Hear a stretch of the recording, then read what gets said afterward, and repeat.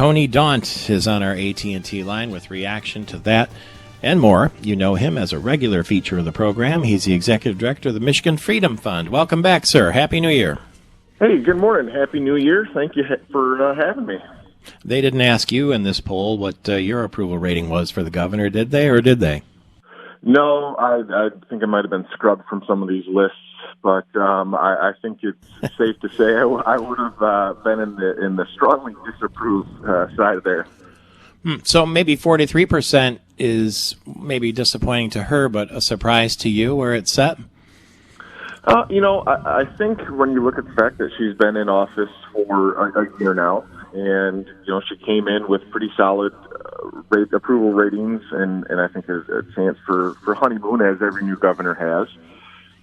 So I think that the fact that it's down around 40, you said 43%, makes some sense, just based on the fact that she made some promises related to fixing the damn roads, as we all know, and that just hasn't happened. And I think the budget standoff, where she made some very politically targeted cuts, some senseless cuts on programs that affect people throughout the state, regardless of party affiliation, I think that really damaged her and her credibility, and I think she's going to have to work pretty hard over the next few months to get that back.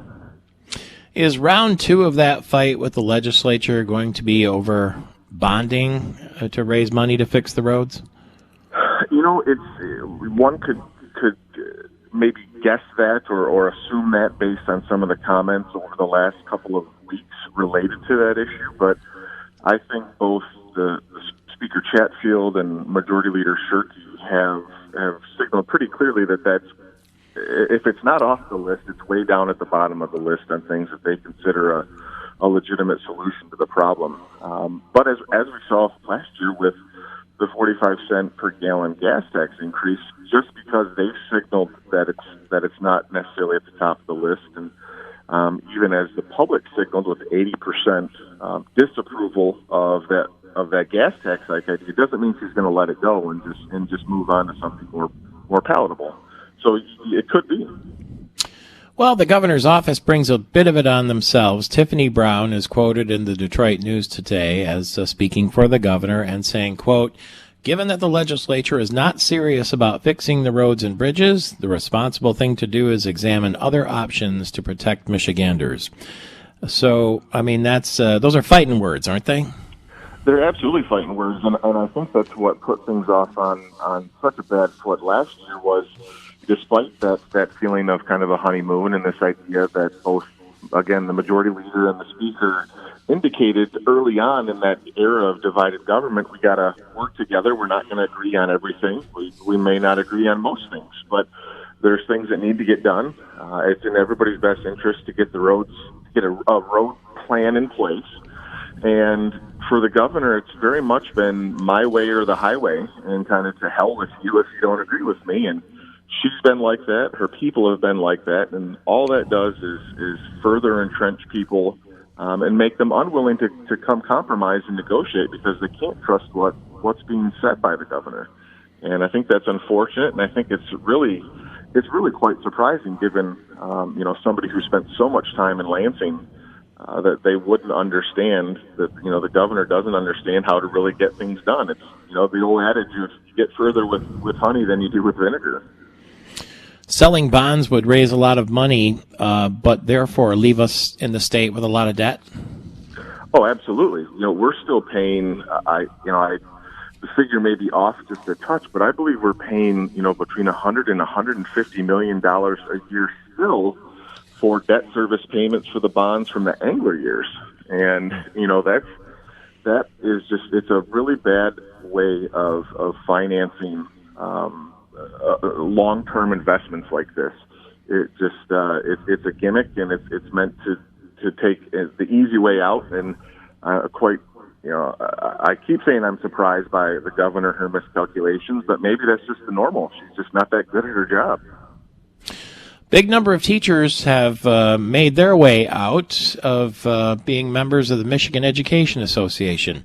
How did that happen and why? And I know that you've named those teachers your Freedom Fighters of the Month. Yeah, we did, and thanks for pointing that out. We've started this this Freedom Fighter of the Month award back towards the end of last year, and it's meant to recognize people who are fighting for our freedoms, fighting for taxpayers, keeping them front and center. And we did choose Michigan's teachers because they have chosen to exercise that First Amendment right of association, and whether that association is whether you choose to belong to a group or choose not to belong to a group. That freedom goes both ways.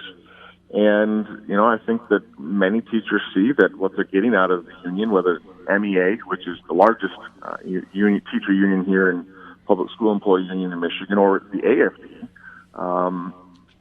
they just realize that the benefits they're getting for what they're paying isn't worth it, and they're courageously opting out and using that money for something they view more valuable. And we applaud them on that. We believe people have the right to choose whether or not they should be in a union.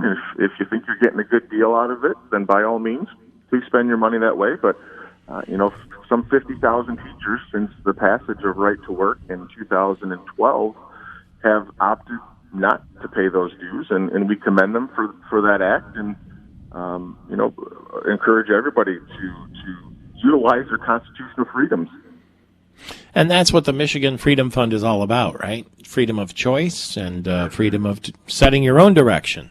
We're in favor of utilizing the constitutional protections that are afforded all of us, and we think it is the greatest way to live your life is as a free individual. And so whether it's the First Amendment or the 14th or the 21st or what have you, each one of them is cherished and should be. We cherish you. Thank you very much. And you can subscribe to the Front Lines of Freedom, which comes out every week from the Michigan Freedom Fund.